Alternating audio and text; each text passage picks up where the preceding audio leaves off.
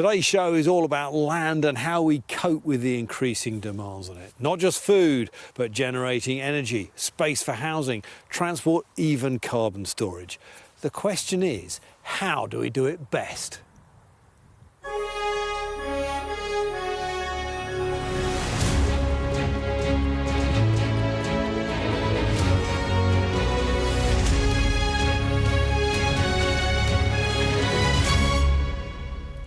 Hello and welcome to The Climate Show with me, Tom Heap. And yes, this week we're talking all about land, as it seems that our demands on it have exploded.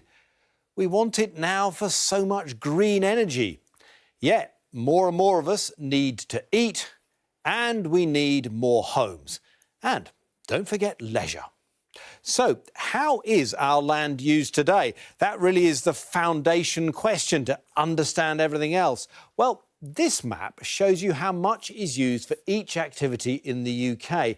It doesn't show you where things happen. It shows the amount of land taken by each activity and their relative sizes. For instance, we don't all live in Wales, but the total built-up area is roughly the same size as Wales. Not all the poultry is in Northern Ireland, but chickens and turkeys have that much space. You get the idea. It also shows the area taken by potatoes, our beaches, broadleaf woods and conifer forests, even golf courses and Christmas trees. But it is farming that has the lion's share. This amount for cereals, things like wheat and barley, and then the rest is for animals, cows, both beef and dairy, also grazing sheep. In fact, 85% of the land we use for food is not directly for us, but for rearing animals or growing their feed. Now, something that doesn't appear on this map is solar. That's because solar farms take up just 1/1000th of Britain's land area. Tiny in land use, but a big issue, especially where one of Europe's biggest solar farms is planned, Botley West in Oxfordshire. The size of Heathrow Airport, around 2,000 football pitches, 5.5 square miles. However you measure it, this proposed solar farm will be big, but so's the energy demand. We've committed to removing fossil fuels from our energy mix by 2035, effectively. We need to build renewable power stations, both wind and solar, to fill that gap.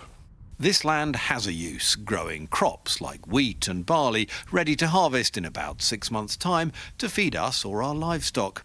So how much food would be lost if it looked like this?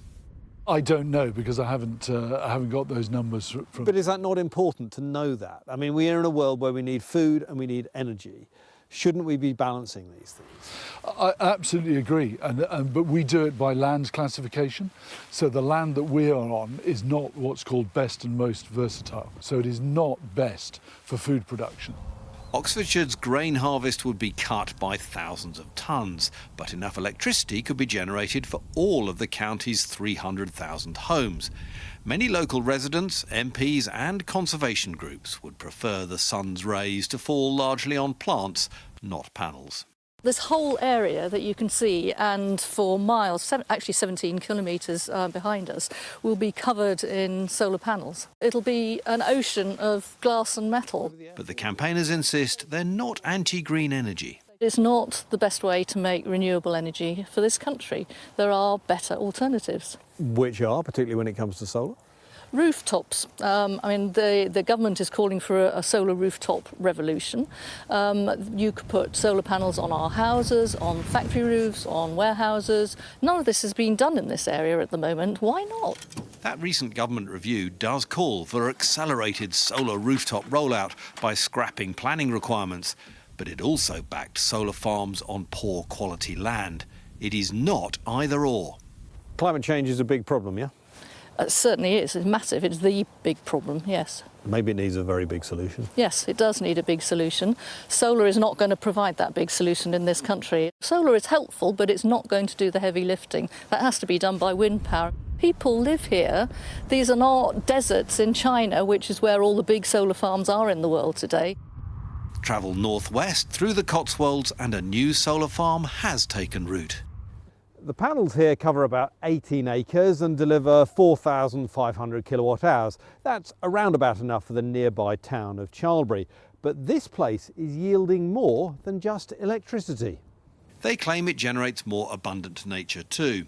Not so obvious in January, but their ecologist has measured more abundant wildlife in the 7 years of operation. Every year we have generated more electricity than the predictions. It's adding carbon sequestration because the land in the first instance has just been allowed to lie fallow under the panels. We get different, more robust grasses growing under the panels, and the number of pollinators, the bees, the butterflies are going through the roof. The number of birds has increased dramatically. So do you think this is multifunctional land, doing more than just putting out wattage? Yes, absolutely. And I think that any solar farm can think like that in the way that it is designed. There are around 500 further solar sites already awaiting construction or approval across the UK, and more in the pipeline. If that land also made space for nature or occasional sheep, it would reduce the squeeze elsewhere. But making room for nature requires much more than just tucking it in round solar panels. Many argue we should dedicate more land to wildlife. Under new government subsidy schemes, farms get more funds for growing wilderness and carbon storage, less for growing food. The official net zero watchdog, the Climate Change Committee, say that we'll need to use 21% less land for agriculture by 2050, in part by eating a third less meat. But the thing is, Britain already imports a lot of food, which takes up a lot of land overseas. In fact, that's equivalent to the area of the UK. Is importing more food good for our security or the wider environment? Let's ask a farmer what they think. Hi, my name's Charlie and I am a tenant farmer from North Warwickshire. Here on our farm we have beef cattle, a flock of breeding ewes, and we also produce crops for human consumption. I strongly feel that we should not be putting productive farmland into rewilding schemes. By rewilding fertile and productive farmland, we are outsourcing the problem. Whilst I'm all for looking after the environment, and if you have a unproductive corner of a field that you don't get much of a crop off and is really quite inefficient, great, pop that into some sort of stewardship scheme, plant a wildflower plot. But to be putting big fertile land down with trees and taking it out of food production is a huge issue. If we're importing the food that we consume and it's produced at a lower standard than we can produce here, then it is just greenwashing.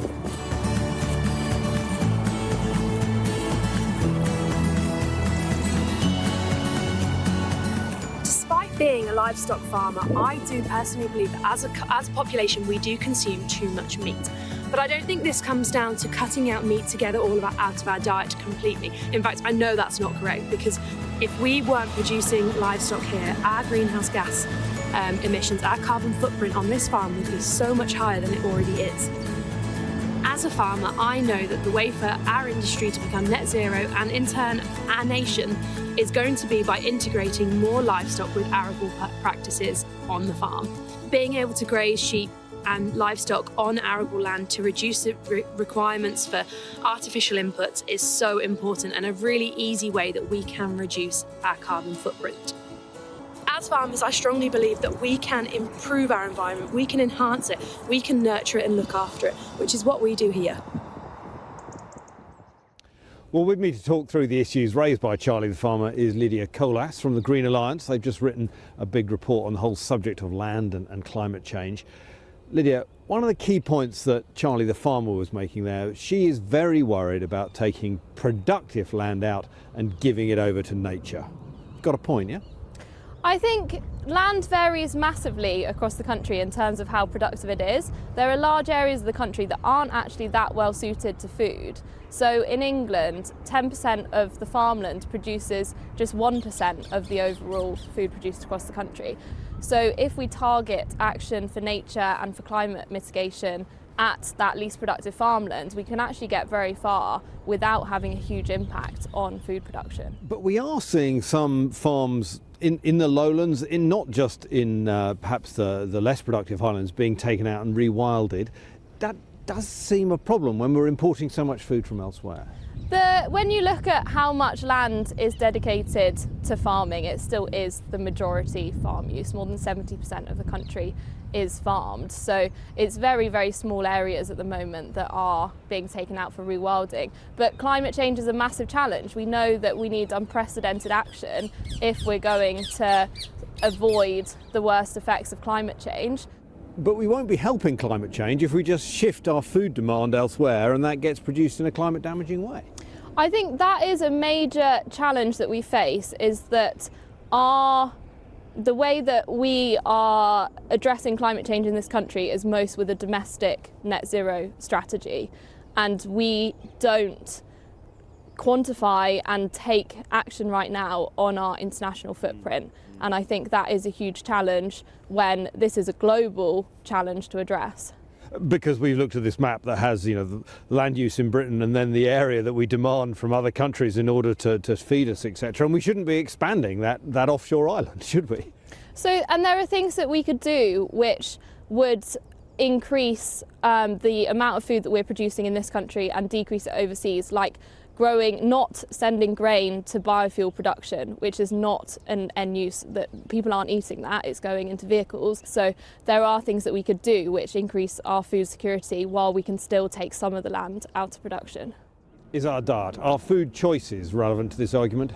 Definitely. Meat production is the most inefficient use of land. For every 1 calorie that people eat in beef, it's taken 100 calories of grain to produce that. So if people ate the grain instead, obviously it's a more efficient use of land. And we are seeing that some people are changing their diets and moving towards plant-based diets. Not everyone is going to do that. That's okay. What we're also going to see at the same time are some forms of processed meat being replaced by cheaper alternatives, which are absolutely equivalent, but that don't come from an animal. One of the big arguments in land use is whether we should multifunction land, which seems like a good idea, but you've got to be careful, haven't you, if you reduce the efficiency of what you're doing on that. So in effect, when it comes to food, should we do it quite intensively where we do it? Or when it comes to industry, should we do it intensively where we do it, rather than mixing the things? Sparing versus sharing, they call it.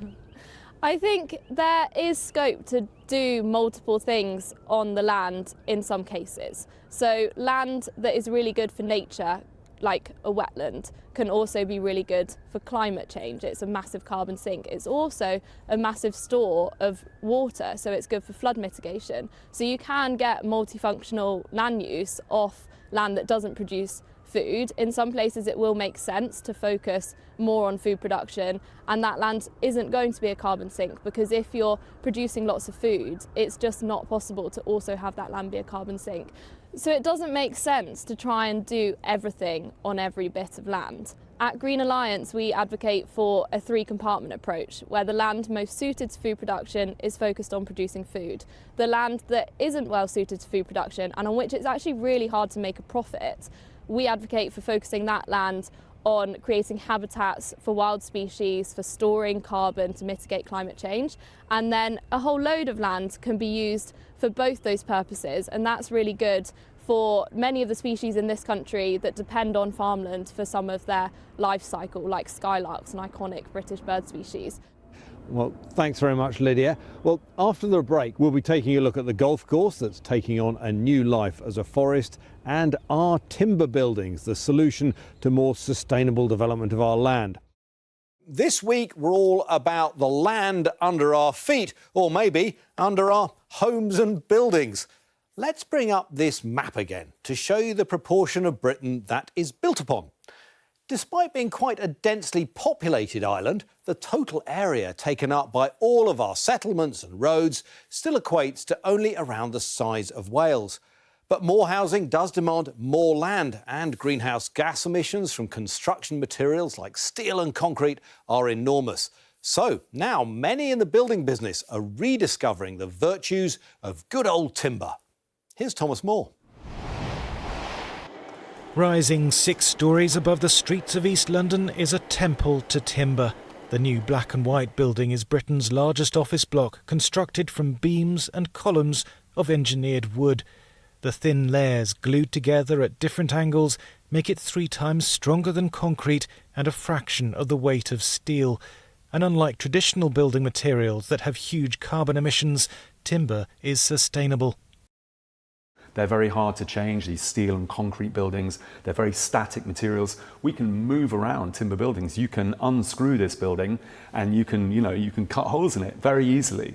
So the adaptability of these buildings, the low carbon qualities of this material, and the fact that we can grow more of it mean that this is the future of architecture. This is the future of construction. At Cambridge University, they push wood to its limits. They've shown it's structurally possible to build skyscrapers as tall as 300 metres from timber, and as cities grow, it could be a huge part of getting to net zero. The production of cement is globally responsible for something like 8% of carbon dioxide emissions, and the construction industry is globally responsible for about 40% of carbon dioxide emissions. So that's a huge problem. It's also a huge opportunity because it feels like that's a big number that we can work on to reduce. Switching to timber could help reduce greenhouse gases in the atmosphere far into the future. Greenstead Church is the oldest wooden building in Europe. Parts are 1,000 years old. This timber was sawn from oak trees growing even longer ago, so it's quite likely it contains carbon that was sucked out of the atmosphere at the time of the Vikings and then locked up ever since. But fear of fire since the Grenfell tragedy makes some experts cautious about using a combustible material in a building structure. Designs need to be shown to be safe. The worst case scenario for me, and we can see this, the combustible cladding issue, is if something goes wrong just once, and we have a significant fire, the reaction will be to ban the materials, and then we can't derive those benefits anymore because we'll be up against a huge hurdle. But the architects of the black and white building say the pushback against timber has gone too far. Carefully used wood could construct a greener future. Thomas Moore, Sky News in East London. Now, there are also some chunks of land used for surprising purposes, leisure or maybe festive fun. Here, mapped onto Northern Ireland, is a significant chunk just for Christmas trees. And if you look up here at what's mapped onto the Shetland Islands, we see that all of the UK's golf courses take up roughly 5 times the land used for orchards. But as Sky's Caterina Vitozzi has been discovering, it's possible for some of those golf courses to find a new life. Forget tea times, it's tree time. This golf course close to Chester has been taken over by the Woodland Trust, who aim to turn 38 hectares of intensively managed greens, fairways and bunkers into a rewilded public space. It stopped being used as a golf course in about 2020, and since then it's just been left as sort of open space. Historically, this would have been sort of farmland many years ago, but a lot of these trees were planted when it was adopted as a golf course, so we've got a little bit of a head start. The ultimate aim is for this to become part of the Northern Forest, a plan to plant 50 million trees by 2032 across the north of England. There is a climate and nature emergency at the moment, so anything that we can do to get more sort of trees into the landscape is really, really important. In this part of Cheshire, I think it's about 6% woodland cover. The national average is 13%. The European average is 30%, so we really have got a long way to go. Over the next few years, the Woodland Trust aim to plant 40,000 trees on this site, but rewilding is also about giving nature the space and opportunity just to get on with it itself, and that is when you start to see things like this. An acorn, perhaps planted by a bird like a jay, that's already become a small oak sapling. Along with grasslands, boggy patches and wildflower meadows, the rewilded course will become a haven for wildlife. And that not-so-rare species, the dog walker. Anywhere where they can have more public space, more community space, green space particularly, it's welcome, completely welcome. Working at home this morning and then coming out, especially on a day like today, it's beautiful. Coming out like this, actually it's just refreshing, it uplifts, it's mood uplifting, everything. This golf course is one of several across England set for rewilding, welcomed by campaigners who say courses take up a disproportionate amount of green belt. But the division doesn't always need to be so stark. You could argue as well there is a middle ground where, golf courses could possibly do more in terms of leaving rough areas, more rough for golfers, harder to get out of, perhaps to get onto the greens. But just creating a more mosaic of habitats, wildflower meadows or longer grass and more tree planting. So there are definitely opportunities in it, and it's getting that balance right that's acceptable to everybody. Members only, no more. These greens are for all. Katerina Vitozzi, Sky News. Now it's time for one of your questions. Via the Sky News app, Alex Garrett asked, will colder spells of weather become more extreme as a result of a warmer climate? Well, to find out, we turn to our weather producer and meteorologist, Joanna Robinson. Alex, that's a great question, and you would assume no. Basically, you've got the very cold air above the Arctic, and above that in the stratosphere, you've got the polar vortex. Now, at times, the polar vortex weakens, and as it weakens, it allows the polar jet stream to drift further south, taking the very low temperatures with it. Now, as we're seeing temperatures rise globally, we are seeing an impact in the stratosphere. Warming events there help weaken the polar vortex.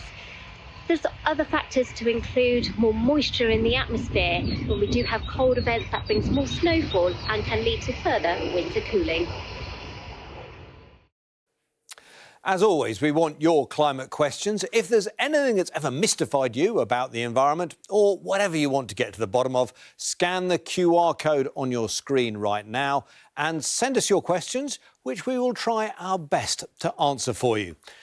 And finally, an update on the rare forest we visited a few weeks ago. The insurance company Aviva is putting £38 million into helping to restore Britain's temperate rainforests.